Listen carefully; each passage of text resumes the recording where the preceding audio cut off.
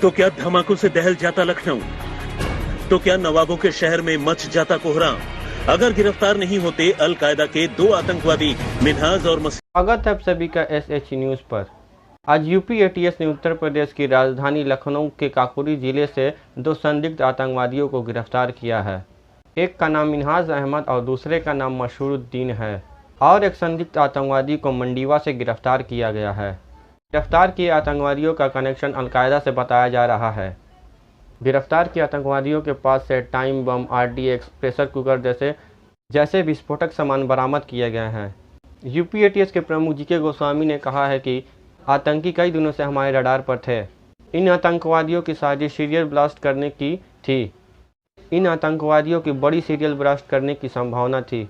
इनका निशाना भीड़ भाड़ वाले जैसे बाजार और अन्य जगहों पर थी। इसमें से एक आतंकवादी कश्मीर हमले में शामिल होने का आरोप लगाया गया है। लखनऊ के काकोरी में अचानक पुलिस की गाड़ी के सायरन की आवाज से लोगों के कान खड़े हो गए। रविवार की दोपहरी का सन्नाटा सुरक्षा बलों की चहलकदमी से छिन्न भिन्न होने लगा। दोपहर करीब 12:30 बजे लखनऊ में काकोरी के दुबग्गा इलाके में एक बड़ी आतंकी साजिश का पर्दाफाश हुआ। वहां ATS और यूपी पुलिस की टीम ने अल-कायदा से जुड़े मिन्हाज और मसीरुद्दीन नाम के 2 आतंकियों को उनके घरों से गिरफ्तार किया है। पहले जानिए कि इन आतंकियों के घरों से मिला क्या है। इनके घरों से 2 प्रेशर कुकर बम मिले हैं जो काफी हेवी विस्फोटक हैं। एक टाइम बम और जिंदा बम भी बरामद हुआ है। इसके अलावा कुछ हथियार भी ATS को मिले हैं। इसके अलावा छापेमारी करने वाली टीम को कुछ अहम दस्तावेज भी मिले हैं। साथ ही ATS टीम को मौके से कुछ जले हुए सुराग भी हासिल हुए हैं जिनकी पड़ताल की जा रही है। ATS की हमारी टीम ने अल-कायदा समर्थित अंसार गजवातुल हिंद से जुड़े 2 आतंकियों को गिरफ्तार किया है। उनके पास से असलहे तथा विस्फोटक सामग्री बरामद हुई है। हम आपको ये भी बता दें कि अल-कायदा के गिरफ्तार आतंकियों का टेरर प्लान आखिर क्या था। जानकारी के मुताबिक लखनऊ समेत यूपी के कई शहरों में सीरियल ब्लास्ट की साजिश थी। माना जा रहा है कि आतंकी 2 से 3 दिन के अंदर किसी बड़े धमाके को अंजाम देने के फिराक में थे और इनके निशाने पर खासकर लखनऊ ही था। इसके लिए उन्होंने लखनऊ में भीड़ भाड़ वाले इलाकों की रेकी भी की थी।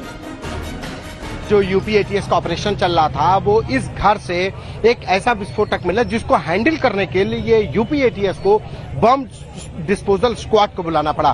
बम डिस्पोजल स्क्वाड के जो एक्सपर्ट लोग थे वो आए, तब उस जो सामान को है वो तब ले जाया जा सका और उसका डिटेक्शन बम स्क्वाड जो ATS का जो डॉग स्क्वाड है, बम स्क्वाड है, उसने डिटेक्ट किया। डॉग स्क्वाड अंदर गया, डॉग स्क्वाड की मदद से उसका डिटेक्शन किया गया और उसके बाद बम स्क्वाड की जो एक्सपर्ट जो यूनिट थी वो उसको हैंडल करते हुए ले गई।